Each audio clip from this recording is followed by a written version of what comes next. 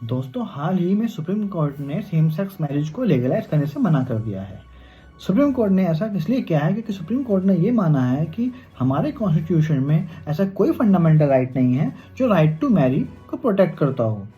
वैसे सभी 5 जजेस ने ये एक्सेप्ट भी किया है कि अब समय आ चुका है कि सेम सेक्स कपल के साथ हो रहे डिस्क्रिमिनेशन को खत्म किया जाए। अब थोड़ा पीछे चलते हैं। दोस्तों, साल 2012 में LGBTQ कम्युनिटी ने एक रिट पिटीशन फाइल की थी नालसा के थ्रू। नालसा यानी नेशनल लीगल सर्विस अथॉरिटी, जो मार्जिनल सेक्शंस के लोगों को फ्री लीगल एड प्रोवाइड करती है। पिटिशंस में LGBTQ कम्युनिटी के लोगों ने कहा कि ट्रांसजेंडर होने की वजह से उनके फंडामेंटल राइट्स आर्टिकल 14 और 21 का वायलेशन हो रहा है, क्योंकि उससे पहले तक LGBT कम्युनिटी के लोगों को रिकॉग्नाइज ही नहीं किया जाता था। इस पिटीशन में LGBT कम्युनिटी के लोगों ने 3 डिमांड्स उठाई। पहली डिमांड उनकी ये थी कि उन लोगों को as a third gender recognize किया जाए और उनके राइट्स को सेफगार्ड किया जाए। दूसरी डिमांड ये थी कि अगर कोई पर्सन मेल बोर्न होता है बट उसमें फीमेल ओरिएंटेशन है और वो सर्जरी के थ्रू अपना सेक्स चेंज कराता है, तो उसे खुद को एज अ फीमेल आइडेंटिफाई कराने का राइट मिले। उनकी तीसरी डिमांड ये थी कि अगर कोई पर्सन ना तो मेल आइडेंटिफाई हुआ है ना ही फीमेल आइडेंटिफाई हुआ है, तो उसे as a third gender identify किया जाए। इस केस में सुप्रीम कोर्ट ने ये वर्डिक्ट दिया था कि जेंडर आइडेंटिफिकेशन बायोलॉजिकल सेक्स के आधार पर नहीं बल्कि साइकोलॉजिकल सेक्स के आधार पर किया जाना चाहिए। सुप्रीम कोर्ट ने कहा कि ट्रांसजेंडर हमारी सोसाइटी का ही पार्ट हैं और वो हमारे कॉन्स्टिट्यूशन के अंडर आते हैं, इसलिए उन्हें वो सभी फंडामेंटल राइट्स मिलने चाहिए जो बाकी सिटीजन्स को मिलते हैं। सुप्रीम कोर्ट ने सेंट्रल गवर्नमेंट और सभी स्टेट गवर्नमेंट्स को ये डायरेक्शंस दी कि वह ट्रांसजेंडर को फुल रिकॉग्निशन दें और इनके राइट्स को प्रोटेक्ट करें।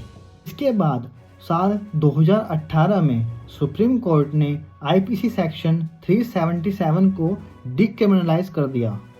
IPC 377 ब्रिटिशर्स ने लॉ बनाया था जिसमें अगर कोई कपल नेचर के अगेंस्ट या सेम सेक्स कपल आपस में इंटरकोर्स करते पकड़े जाते हैं तो उन्हें IPC 377 के अंडर पनिश किया जा सकता है। सुप्रीम कोर्ट ने कहा IPC 377 इंडिविजुअल के आर्टिकल 14, 15, 19 और 21 जो कि फंडामेंटल राइट्स हैं उनको वायलेट करता है। इसलिए सुप्रीम कोर्ट ने साल 2018 में IPC सेक्शन 377 को डिक्रिमिनलाइज कर दिया।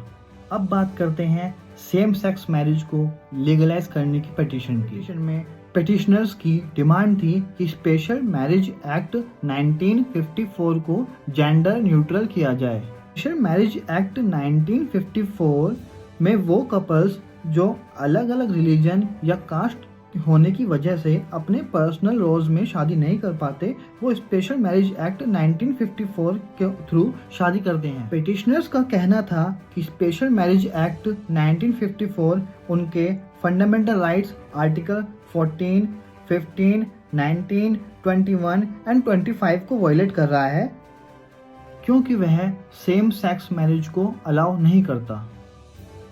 इंडिया में सेम सेक्स मैरिज लीगलाइज ना होने की वजह से ऐसे कपल्स को काफ़ी इश्यूज का सामना करना पड़ रहा है।